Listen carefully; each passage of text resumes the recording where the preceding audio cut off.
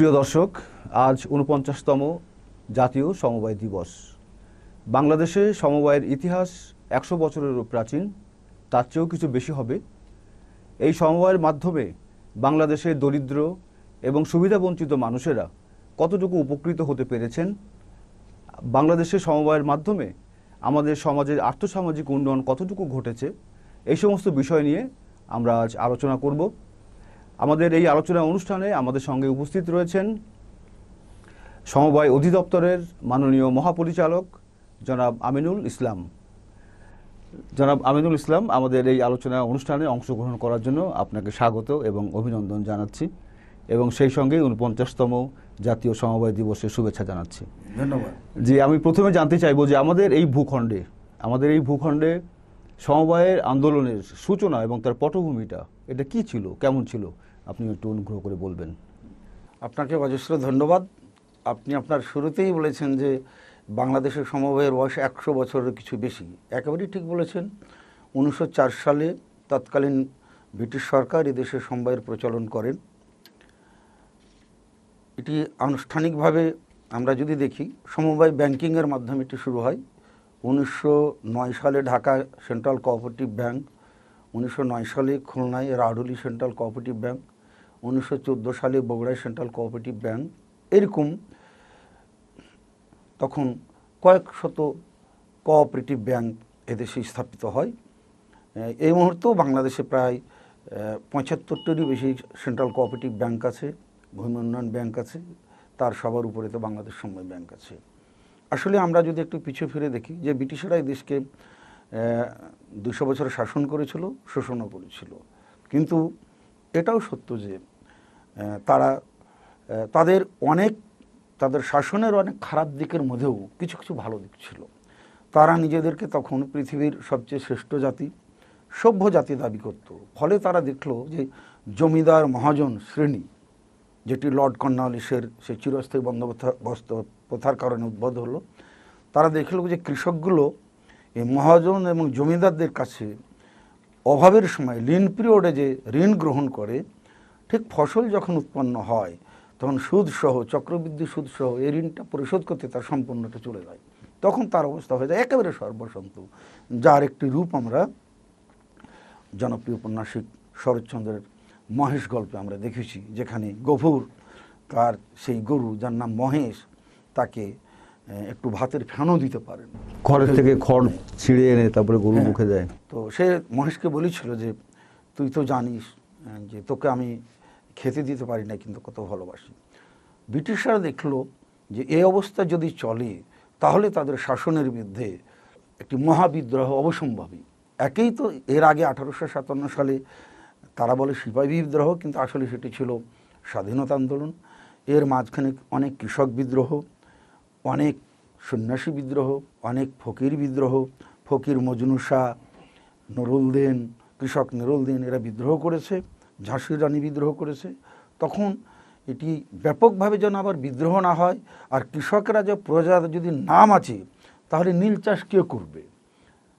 সুতরাং তারা সব কিছু ভেবে কৃষকদেরকে একটি মাঝামাঝি অবস্থাতে রাখার জন্য তারা এদেশের সমবায় প্রথাটি প্রচলন করেন, এবং কৃষকেরা এই সমবায় ব্যাংকের মাধ্যমে এদের অধীনে কৃষকেরা ছোট ছোট তারা সমবায় সমিতি করতো, যেগুলোকে আমরা এখন প্রাথমিক সমবায় সমিতি বলি। এই প্রাথমিক সমবায় সমিতিগুলোকে ওই সেন্ট্রাল কোঅপারেটিভ ব্যাংক তারা স্বল্প সুদে এবং কিছুটা সহজ শর্তে ঋণ সরবরাহ করত, যেটি সেই সময়ে মহাজন এবং জমিদাররা যে ঋণ সরবরাহ করত তার চেয়ে সুদের দিক দিয়ে এবং বোঝার দিক দিয়ে এবং শর্তের দিক দিয়ে অনেক হালকা, অনেক সহজ। ব্রিটিশেরা দু একটা যে ভালো কাজ সে সময় করেছে, তার মধ্যে একটি হলো আপনার এই সমবায় প্রথার প্রচলন। এবং এটি আপনি জানেন যে আমাদের জাতীয় কবি কাজী নজরুল ইসলাম, যিনি তখন বিদ্রোহী কবি নামে পরিচিত, উনি তো সাম্যের কবি, মানবতার কবি, এবং মূলত উনি সাধারণ মানুষের কবি, গরিবের কবি। উনি এটি লক্ষ্য করার পর উনি এটিকে স্বাগত জানিয়ে সমবায় সঙ্গীত রচনা করেছিলেন, যার প্রথম দুটি লাইন এরকম: ওরে নিপীড়িত, ওরে ভয়ে ভীত, শিখে যা আয় রে আয়, দুঃখ জয়ের নবীন মন্ত্র সমবায় সমবায়। তো দুঃখ জয়ের নবীন মন্ত্র সমবায়, এতে কোনোই সন্দেহ নাই, এটি আজ পর্যন্ত দুঃখর জয়ের নবীন মন্ত্র। আমরা এই নবীন মন্ত্রটাকে কতটুকু সমাজ, বিভিন্ন শ্রেণী আমরা কতটুকু কাজে লাগাইতে পারছি সেটি পরের প্রশ্ন, বাট এটি নিঃসন্দেহে দুঃখ জয়ের একটি নবীন মন্ত্র। আচ্ছা, স্বাধীন হলো যখন 1971 সালে, স্বাধীনতার পরে পরবর্তীকালে এই সমবায় আন্দোলনটা কতটা মূল্যায়ন আমরা করতে পারলাম, মানে আমরা কতটা তাকে মূল্যায়িত করতে পেরেছি? জি, আপনাকে ধন্যবাদ। আসলে আপনি জানেন স্বাধীনতার আগেই এটিতে ব্রিটিশ আমলে শুরু হয়েছিল। 1953 অথবা 55 সালে ঢাকা খ্রিস্টান কোঅপারেটিভ, যেটা এখন সংক্ষেপে ঢাকা ক্রেডিট নামে পরিচিত, সেটা শুরু হয়েছিল এবং কৃষকদের উন্নয়নের জন্য কুমিল্লাতে আক্তার হামিদ খান 2 টায়ার কোঅপারেটিভ উনি করেছিলেন এবং এটির নেতৃত্ব দেওয়ার জন্য তখন সেখানে একটি পার্ট, যেটি এখন বার্ড নামে পরিচিত, সেটি স্বাধীনতার পরে আমি আপনাকে একটু আগে বলতে চাই যে স্বাধীনতার পর তো নেতৃত্ব আসলো বঙ্গবন্ধুর হাতে, কিন্তু 1954 সালে যখন উনি কৃষি এবং সমবায় বিষয়ক মন্ত্রী ছিলেন তখনই সমবায়ের দিকে তার সুনজর পড়ে, তীক্ষ্ণ দৃষ্টি পড়ে এবং তখনই তিনি সমবায় ডিপার্টমেন্টকে সহায়তা করেছিলেন।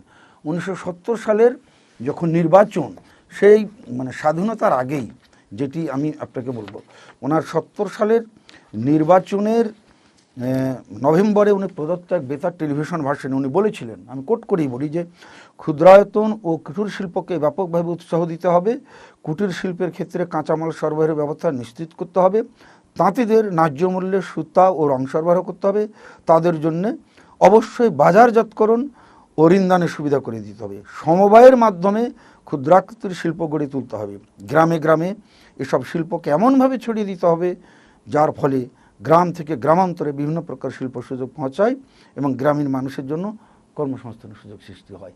এটি বঙ্গবন্ধু 1970 সালের ওনার নির্বাচনের এক বক্তৃতা দিতে বললেন। ফলে উনি যখন 1971 সালের পর যখন দেশ স্বাধীন হলো, উনি যখন প্রধানমন্ত্রী হিসেবে দায়িত্ব নিলেন, উনি 72 সালেই উনি জাতীয় সমবায় ইউনিয়নের প্রদত্ত তার ভাষণে উনি বললেন যে আমি এই সমবায়ের মাধ্যমেই এদেশের গ্রামীণ মানুষের ভাগ্য পরিবর্তনের আমরা ব্যবস্থা গ্রহণ করব। উনি বলেছিলেন যে প্রত্যেকটি গ্রামে কমপক্ষে একটি করে বহুমুখী সমবায় সমিতি হবে, জমিগুলোর চাষাবাদ হবে একত্রিতভাবে, যার জমি তারই থাকবে, বাট উৎপাদন হবে সমন্বিতভাবে এবং যার যেটা ন্যায্য অংশ সে সেটা পাবে।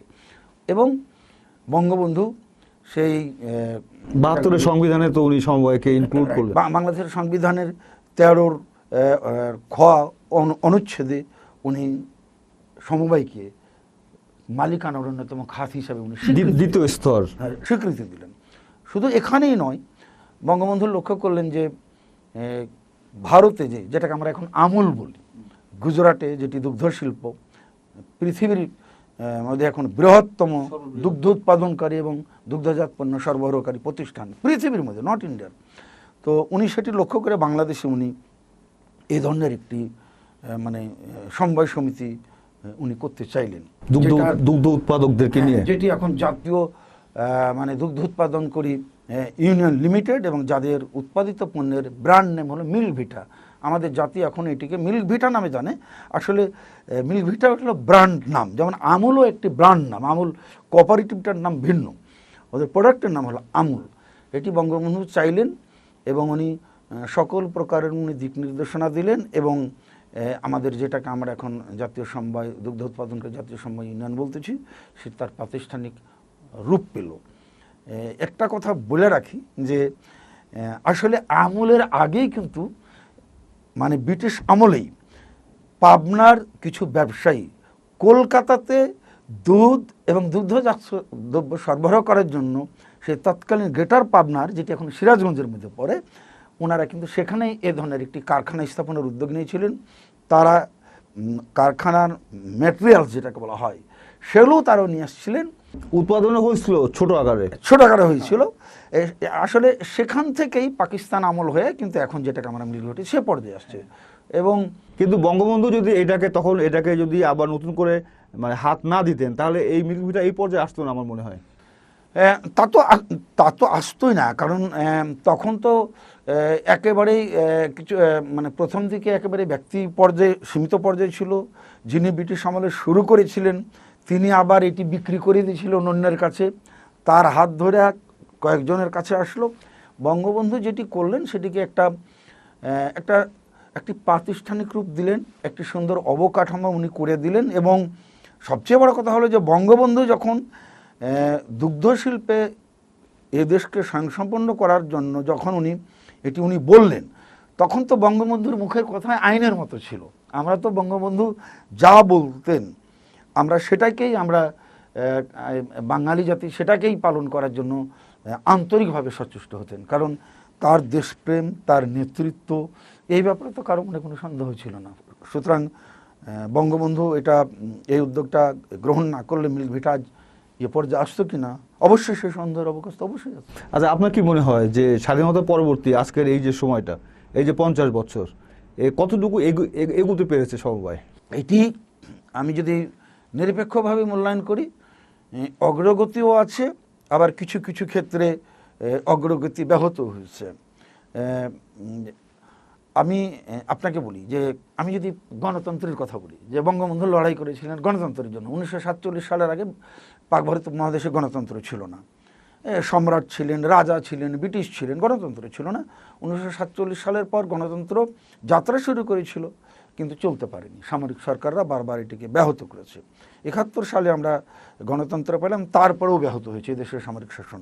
কিন্তু যদি আমরা লক্ষ্য করি যে তৃণমূল পর্যায়ে যে গণতন্ত্র, মানে গণতন্ত্রের তৃণমূলায়ন, এটি 1904 সালেই শুরু হয়েছে সমবায়ের মাধ্যমে।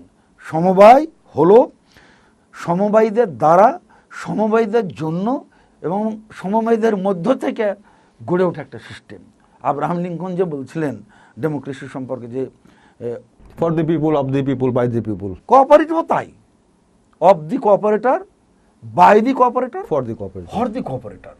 এখানে তো বাইরের হস্তক্ষেপের কোনো সুযোগ নাই। সুতরাং আমরা যে গ্রাম পর্যায়ে, ইউনিয়ন পর্যায়ে আমাদের যে গণতান্ত্রিক মূল্যবোধের চর্চা, সে অভ্যাস গড়ে ওঠা, এটি সমবায় করেছে। সুতরাং এক্ষেত্রে আমাদের রাজনীতিবিদদের চেয়েও সমবায়ীদের অবদান বেশি, এ কথা যে আমাদের স্বীকার করতেই হবে। আরেকটা দেখেন যে কৃষিতে যে উন্নয়ন, আমরা বাংলাদেশ যে কৃষিতে স্বয়ংসম্পন্ন হয়েছি, এই অবদানটা কার? আমরা সবাই বলবে যেটি এগ্রিকালচার ডিপার্টমেন্ট। আমি তাদের অবদানকে অস্বীকার করতেছি না, কিন্তু আপনি আমাকে বলেন 1904 সালে যদি কৃষকদেরকে বাঁচানোর জন্য যদি সেন্ট্রাল কোঅপারেটিভ ব্যাঙ্কগুলো না হতো, পাকিস্তান আমলে আক্তার হামিদ খান যদি টু টায়ার এই কোঅপারেটিভ কৃষকদের জন্য যদি না করতেন, এবং এই two tier cooperative Akhtar Hamid খানের সিস্টেমেই তো ইরিগেশন সিস্টেম এবং মানে কৃষির যে যান্ত্রিকীকরণ, আধুনিকীকরণ, এটা তো আক্তার হামিদ খানের এই পদ্ধতি দিয়ে, যদি উনি একজন শীর্ষস্থানীয় আমলা ছিলেন ব্রিটিশের, সেটা ছেড়ে দিয়েছেন উনি শীর্ষস্থানে যাওয়ার আগেই ছেড়ে দিয়েছেন। উনি এসডিও ছিলেন নওগাঁর, এবং আর কুমিল্লাতে উনি ছেড়ে দিয়ে, তো আপনি জানেন ভিক্টোরিয়া কলেজের প্রিন্সিপাল হলেন, ছেড়ে দিলেন। সুতরাং আজ যে কৃষির যে উন্নয়ন, আজ যে মৎস্য উৎপাদনেও যে সংসম্পন্নের দিকে আমরা অনেকখানি, চতুর্থ স্থান পৃথিবীতে মৎস্য উৎপাদন। হ্যাঁ, মৎস্য উৎপাদন কারা করছে? মৎস্যজীবী সমবায় সমিতি। এক সময় আমরা বস্ত্র উৎপাদনেও স্বয়ংসম্পন্ন ছিলাম। আমাদের মা বোনেরা শাড়ি পরতেন, আমরা ধুতি বা পাঞ্জাবি, মসলিন আমাদের এখানে হতো ঢাকায়। আপনি রবীন্দ্রনাথের বাঁশি কবিতাতে দেখবেন যে পরনে ঢাকাই শাড়ি, কপালে সিঁদুর। নজরুল ব্রিটিশ আমলে তার প্রেমিকার উদ্দেশ্যে গান লিখে বলতেছে, আমি ময়নামতির শাড়ি দিব, চলো আমার বাড়ি, ওগো ভিন গ্রামের নারী। কুমিল্লায় এটা কারা উৎপাদন করতো? ও তাঁতি সমবায় সমিতি। আপনি যদি সোনার বাংলা কটন মিল কোঅপারেটিভসটা নরসিংদীর ইতিহাসটা যদি দেখেন, অথবা আপনি যদি গ্রেটার পাবনাতে গিয়ে যে সমবায় সমিতিগুলো এখন মরমর অবস্থাতে সেগুলো দেখেন, এদের যে অবদান, এর কোনো তুলনাই নাই।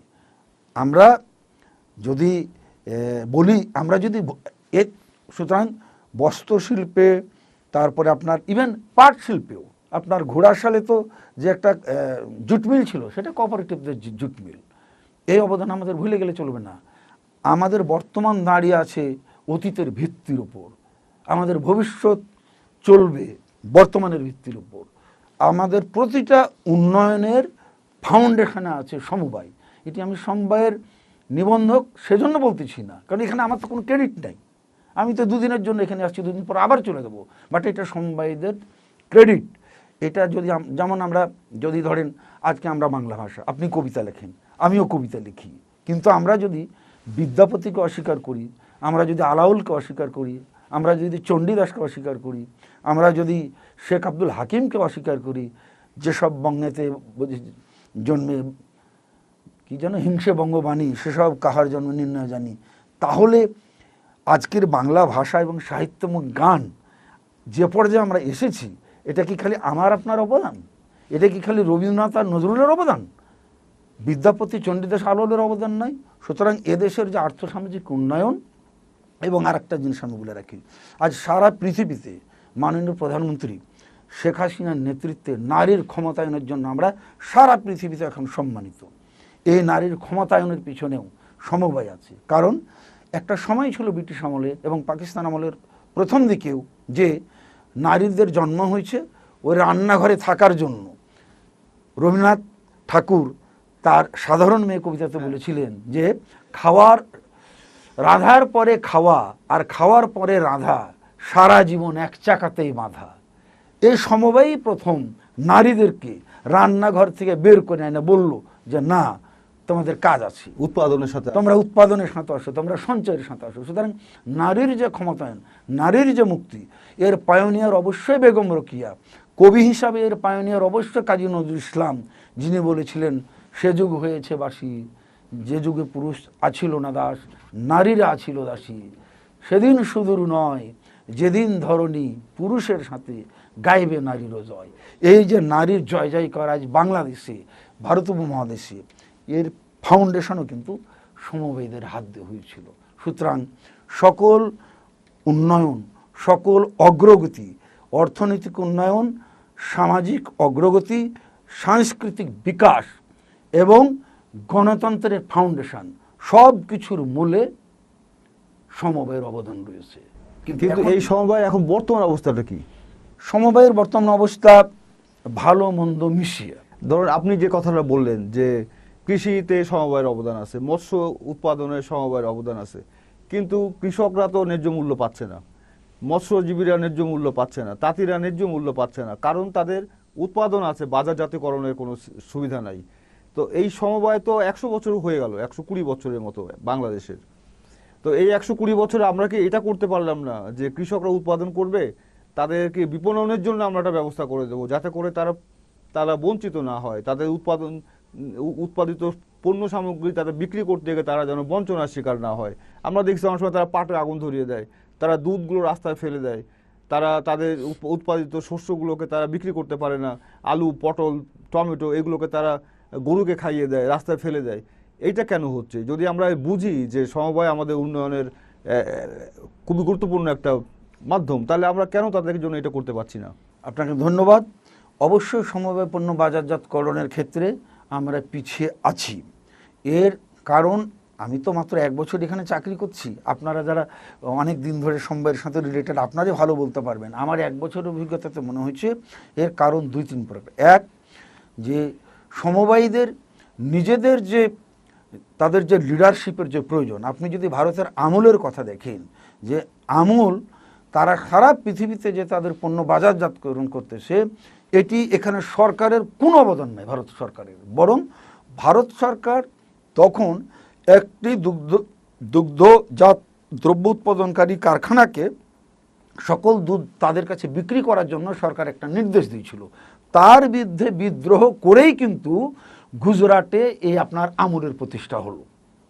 এবং তাদের বাজারজাতকরণের জন্য তারা তাদের যে সবচেয়ে যে মানে নামকরা যে সমিতিটা তারা করেছে আমুলের, সেটির নাম হলো Gujarat cooperative milk marketing federation limited, GCMMF এটার নাম।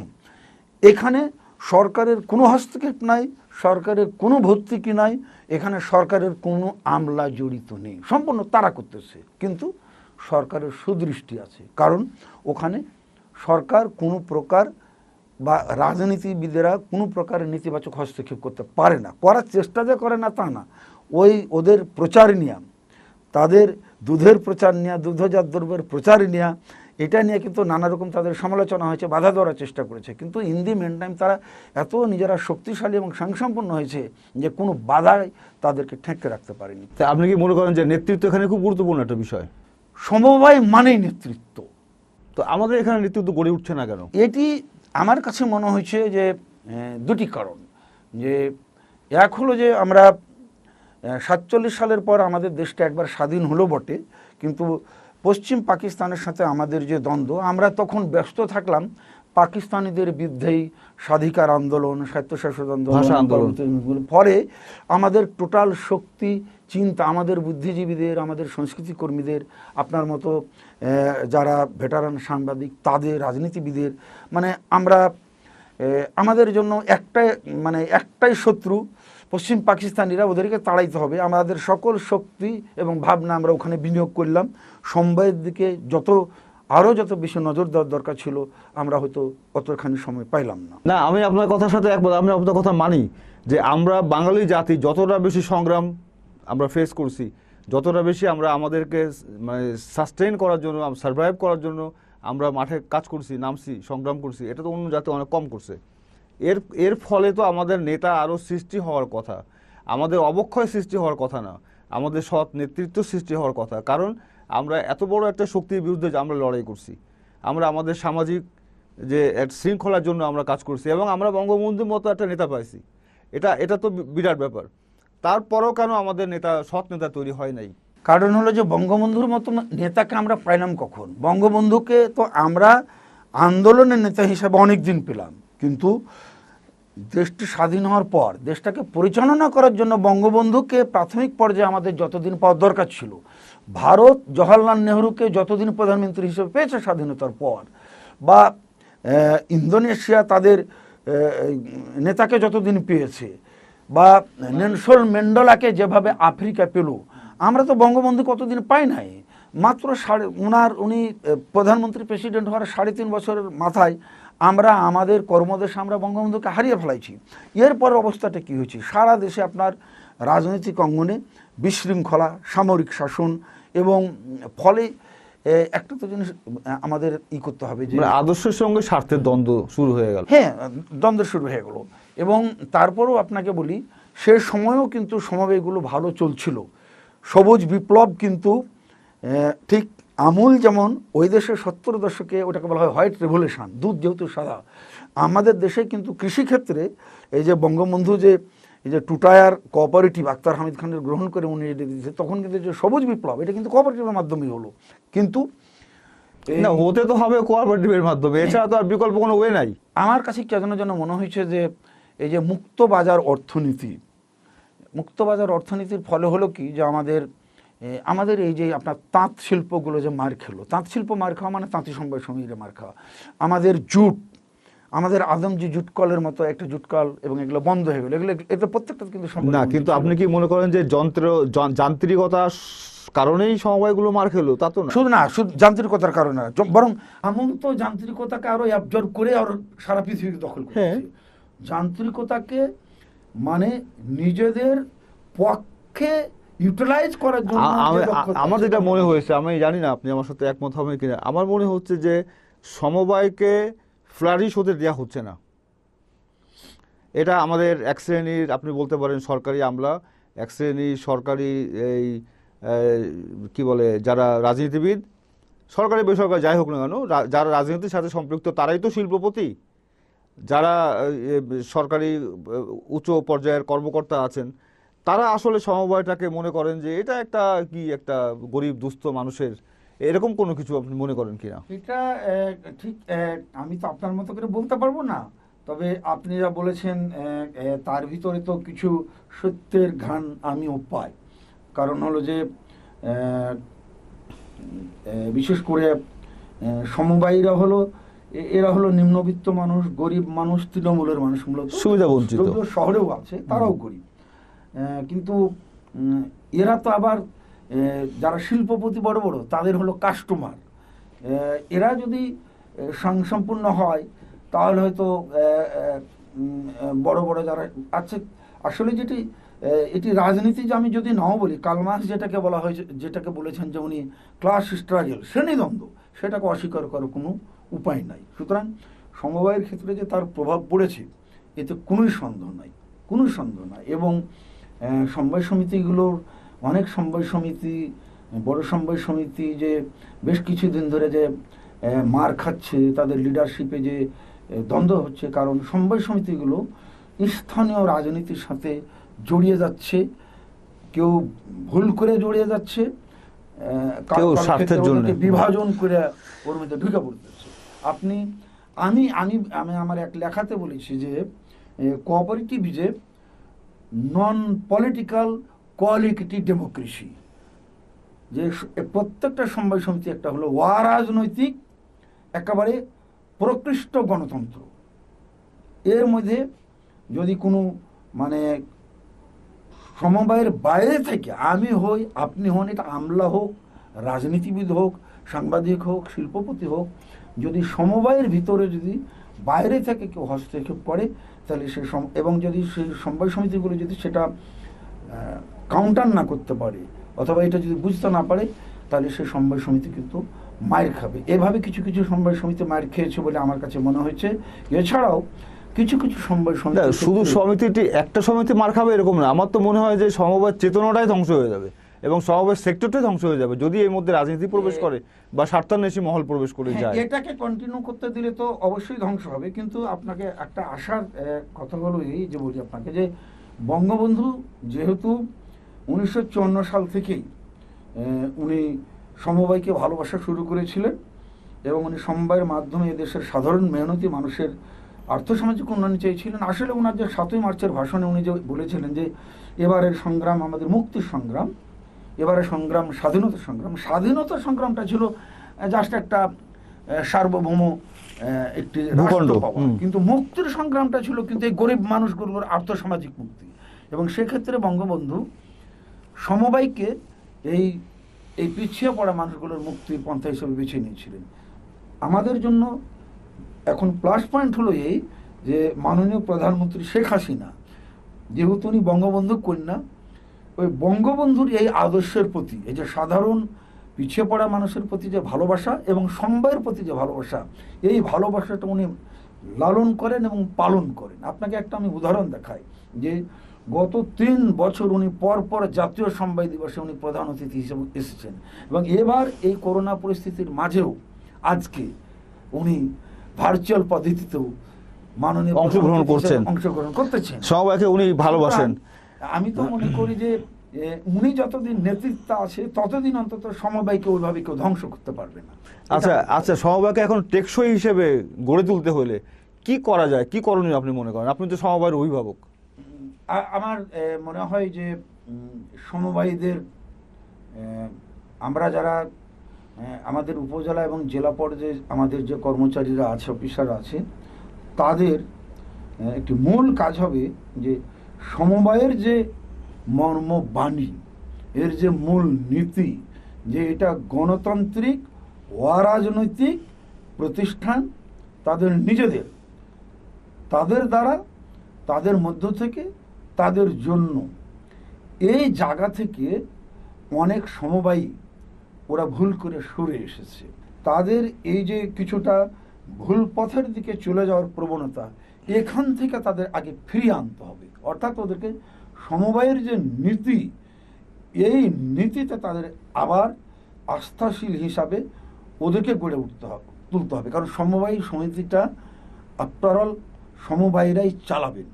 মানুষ ঠিক না থাকলে সংগঠন ঠিক থাকবে না।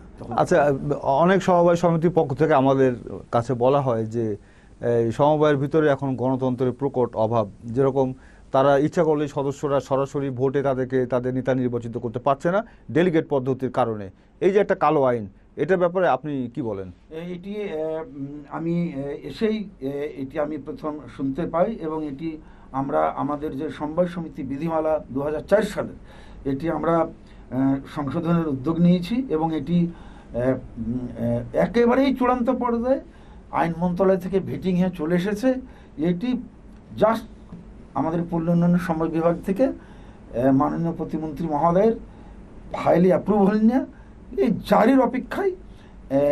এই অভিযোগটা সঠিক ছিল এবং এটাকে আমি আসার পরে টেক আপ করে এটি আমরা ওই অগণতান্ত্রিক যে বিধিটা, এটাকে আমরা দূর করে এটা 100% যে ডেমোক্রেটিক যে ওয়ে, সেটা আমরা পুনঃপ্রতিষ্ঠা করতে যাচ্ছি। মানে এখন সব সদস্যরাই নির্বাচনে অংশ নিতে পারবে, ভোট দিতে পারবে একদম একেবারে আমাদের আগের মতো। জাতীয় নির্বাচনে একজন মানে একজন সংসদ সদস্য যেভাবে যে পদ্ধতিতে নির্বাচিত হন, তার ওই নির্বাচনী এলাকার সবাই ভোট দিতে পারেন। ভোট কেউ দিতে যাবে কি যাবে না সেটা তার ভিন্ন কথা, অধিকার থাকবে, তার অধিকার থাকবে। আমরা এটি এটি এটি খুবই অল্প সময়ের মধ্যে এটি হয়ে যাবে এই সমস্যা। আচ্ছা, তো আমরা অনেকক্ষণ আলোচনা করছি, আমাদের শেষ পর্যায়ে আমি ছোট্ট একটি শুধু শেষ যেটা বলতে চাই সেটা হচ্ছে যে এই সমবায় ভাই বোন বাংলাদেশে প্রায় কত কোটি, 2 কোটি লোক আছে আমাদের সমবায় বাংলাদেশে। আমাদের হিসাব অনুসারে এটি প্রত্যক্ষ সমবায় আছে প্রায় 1,15,00,000, আর সমবায় পরিবার যদি আমরা ধরি এই সংখ্যা 2 কোটিরও বেশি হবে, তার চেয়ে বেশি। আচ্ছা, তো এই 2 কোটির উপরে যে যারা আমাদের সমবায়ের সাথে সম্পৃক্ত আছে, আপনি এদের উদ্দেশ্যে কোনো বিশেষ মেসেজ দিতে চান কিনা? আজ 49তম জাতীয় সমবায় দিবস। আমাদের এবারের সমবায় দিবসের প্রতিপাদ্য বঙ্গবন্ধুর দর্শন, সমবায় উন্নয়ন। আমি এতক্ষণ ধরে আপনি আর আমি যে আলোচনা করলাম, সেখানে আমার বিশ্বাস যে এটি ফুটে উঠেছে যে জাতির পিতা বঙ্গবন্ধু শেখ মুজিবুর রহমান, উনি এদেশের অপেক্ষাকৃতভাবে পিছিয়ে থাকা যে জনগোষ্ঠী, সে কৃষক, সে চাষি, সে রিক্সাওয়ালা, সে নারী, সে দিনমজুর, সে পাটকল শ্রমিক, সে জুটকল শ্রমিক, তাদের ভাগ্য উন্নয়ন করতে চেয়েছিলেন এবং তাদের ভাগ্য উন্নয়নের পন্থা হিসাবে উনি সমবায়কে বেছে নিয়েছিলেন। এবং এই সমবায় হলো একটি পুরোপুরি গণতান্ত্রিক এবং অরাজনৈতিক সংগঠন। আমরা আমাদের সমবায়ী ভাই বোনদেরকে তাদের যে অবদান আমি আমার বক্তব্যে তুলে ধরার চেষ্টা করেছি। গত 100 বছরে তারা এদেশের যে উন্নয়ন, সামাজিক অর্থনৈতিক যে অগ্রগতি, সেখানে যে তাদের যে অবদান, সেই অবদানের জন্য আমি তাদের প্রতি শ্রদ্ধা জানাচ্ছি, কৃতজ্ঞতা জানাচ্ছি এবং আজকের দিন আমি 49তম জাতীয় সমবায় দিবসে তাদের অভিবাদন জানাচ্ছি এবং সামনের দিনগুলোতে তারা এই যে সকল ভুল ভ্রান্তির কথা আপনি এবং আমি আজকে আলোচনা করলাম, সেগুলো কাটিয়ে উঠে তারা সমবায়কে তার যে আসল যে রূপ এবং আসল যে গুণ, সেখানে তারা ফিরিয়ে এনে পরিচালিত করে তারা তাদের নিজেদের ভাগ্য উন্নয়নে আরও অবদান রাখবেন এবং তাদের সেই সম্মিলিত অবদানে আমাদের দেশটা এগিয়ে যাবে সোনার বাংলার দিকে, যেটি ছিল আমাদের জাতির পিতা বঙ্গবন্ধু শেখ মুজিবুর রহমানের স্বপ্ন। সেই আহ্বান রইল তাদের সবার প্রতি। আমি ধন্যবাদ আপনাকে জনাব আমিনুল ইসলাম, আমাকে আজকের এই চ্যানেল 56 অনুষ্ঠানে দাওয়াত দেওয়ার জন্য এবং আমাকে এই কথাগুলো বলার সুযোগ করে দেওয়ার জন্য আমি আমার পক্ষ থেকে এবং আমার সমবায় অধিদপ্তরের সকল সহকর্মীর পক্ষ থেকে আপনাকে ধন্যবাদ জানাচ্ছি। ধন্যবাদ আপনাকে। সুপ্রিয় দর্শক, আমাদের আলোচনা আপনারা শুনলেন। আজ এই পর্যন্তই, আমরা বিদায় নেব। আপনারা সবাই ভালো থাকবেন, সুন্দর থাকবেন এবং করোনাকালীন এই সময়ে স্বাস্থ্যবিধি মেনে চলবেন, এই প্রত্যাশা রেখে শেষ করছি। আল্লাহ হাফেজ।